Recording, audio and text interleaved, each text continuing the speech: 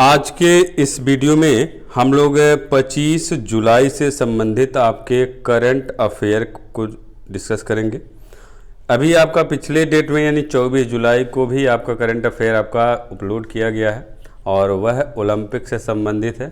और आज का जो है इस समय ओलंपिक ही चल रहा है, तो आज के भी इस करंट अफेयर में ओलंपिक रहेगा और भी कुछ आपके क्वेश्चन रहेंगे। और इन क्वेश्चन को कंफर्म है कि लगभग अधिकांश आपके एग्ज़ाम में ओलंपिक से संबंधित आपके प्रश्न पूछे जाएंगे, एक दिवसीय जितने भी आपके कम्पिटिटिव एग्ज़ाम होंगे, और वह 2 महीने के बाद वाले एग्ज़ाम में पूछे जाएंगे। अभी इस समय जो परीक्षाएं होंगी उनमें आपके ये क्वेश्चन जो है नहीं बनेगा, लेकिन 1 से 2 महीने के बाद वाले जितने भी आपके एग्ज़ाम कराए जाएंगे उन सब में आपका 1 से 2 क्वेश्चन ज़रूर पूछा जाएगा ओलंपिक से। तो आइए क्वेश्चन की ओर बढ़ते हैं। देखिए यहाँ पे आपका इस तरह से आपको हम करंट अफेयर लेके आए हुए हैं, बहुविकल्पी तरह का नहीं है। आप बहुविकल्पी में इसको बना सकते हैं, बहुत से क्वेश्चन आपके बनेंगे, आपको हम बताते भी चलेंगे।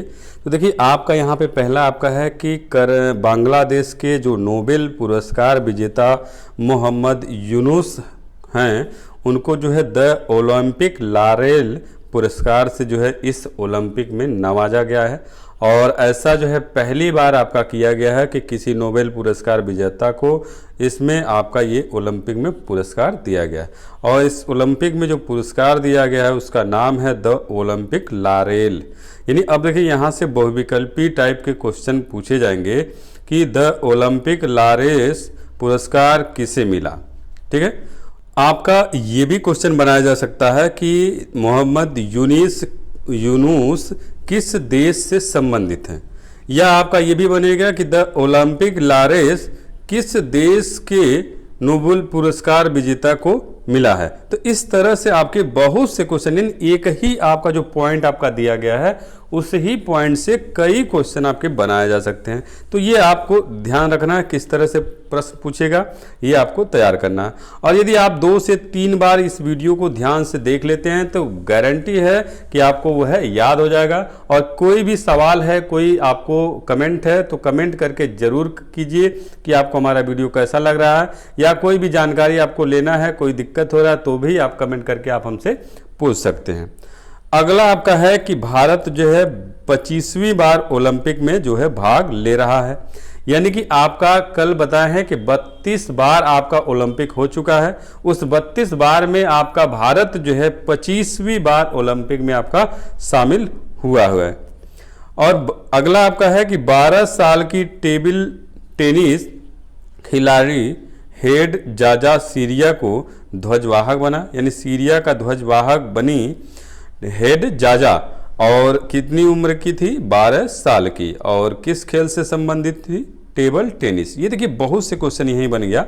और यह इतिहास का सबसे युवा ध्वजवाहक है। तो आपसे क्वेश्चन बनाया जा सकता है कि सबसे युवा ध्वजवाहक कौन थी और किस देश से संबंधित थी और कितने साल की थी और किस खेल से संबंधित थी। इस तरह से आपके देखिए यहाँ पे क्वेश्चन बन गया। या ये भी पूछेगा कि हेड जाजा का किस देश की थी, या हेड जाजा किस खेल से संबंधित थी, या आपका 12 साल की उम्र में जो ध्वजवाहक थी वो कौन थी।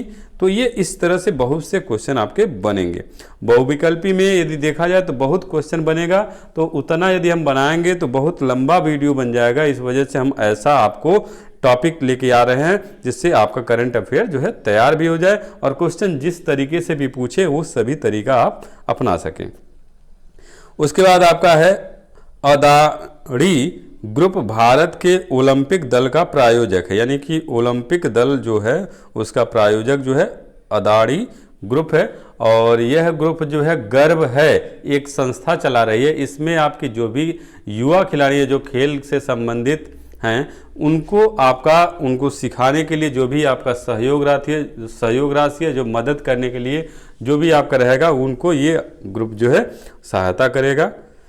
उसके बाद अगला है कि टोक्यो ओलंपिक और पैरालिम्पिक की मसाल में पहली बार जो है हाइड्रोजन ईंधन का इस्तेमाल किया गया। यानी इस बार जो पहला ऐसा हुआ है कि जिसमें हाइड्रोजन ईंधन का इस्तेमाल किया गया है। और जापान को उगता सूरज का देश कहा जाता है, ये आपका है। और उगते हुए सूरज के देश, ये यहाँ से क्वेश्चन बन सकता है कि उगते हुए सूरज का देश किसे कहा गया है? जापान को। और अगला है कि टोक्यो जो ओलंपिक है वो आपका 16 दिन तक चलेगा, यानी 23 जुलाई से लेकर 8 अगस्त तक आपका ये ओलंपिक का कार्यक्रम चलेगा। इसमें 16 दिन का समय लगेगा। तो ये आपका क्वेश्चन बनाया जा सकता है कि इसका शुभारंभ कब हुआ, इसका समापन कब हुआ, या कितने दिनों तक यह चला। तो ऐसे बहुत से क्वेश्चन आपके बनेंगे। उसके बाद अगला है कि जापान के सम्राट नारुहितो हैं, यानी जापान के जो सम्राट है नारुहितो हैं। जो जापान के में जो ये टोक्यो हुआ है, जापान के ही एक शहर का नाम है टोक्यो, वहाँ पे ये ओलंपिक हो रहा है। जापान के एक सम्राट जो है इस समारोह, उद्घाटन समारोह में आपके शामिल हुए थे। उद्घाटन समारोह में बहुत से लोग शामिल हुए थे। तो इसमें से आपका अमेरिकी की पहली जो महिला राष्ट्रपति हैं, उनकी पत्नी हैं जिल बाइडेन, वो भी आपका इस उद्घाटन समारोह में शामिल हुई थी। और ओलंपिक समिति के जो प्रमुख हैं वो भी आपके थॉमस बाख, ये भी आपके उसमें शामिल थे। यानी कि अगला क्वेश्चन देखिए यहाँ पे हो गया कि ओलंपिक समिति के प्रमुख थॉमस बाख हैं। अब देखिए ओलंपिक निदेशक को भी आपका एक दिन पहले जो है यहाँ से उनको निकाल दिया गया था कुछ टिप्पणी करने की वजह से। और फिर अगला है कि ब्रिटेन के मोहम्मद सबीही ओलंपिक खेलों के इतिहास में ब्रिटेन के पहले मुस्लिम ध्वजवाहक बने। यानी आपका ऐसे क्वेश्चन बनेगा कि ब्रिटेन के मुस्लिम ध्वजवाहक कौन थे, या सबसे पहले आपके मुस्लिम ध्वजवाहक कौन हैं, या आपका मोहम्मद सबीही किस देश के ध्वजवाहक बने। तो इस तरह से बहुत से क्वेश्चन आपके बनेंगे।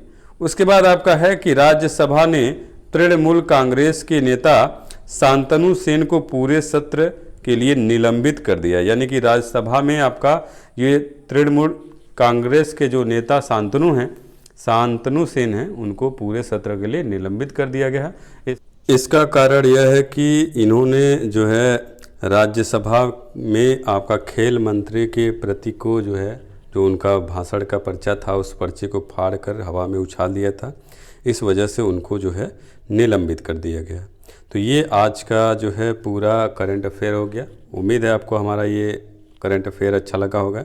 यदि अच्छा लगे तो लाइक शेयर ज़रूर कीजिए, क्योंकि हम आप सभी लोगों के सामने ऐसे ही नए नए डेली आपका करंट अफेयर लेके आते रहते हैं।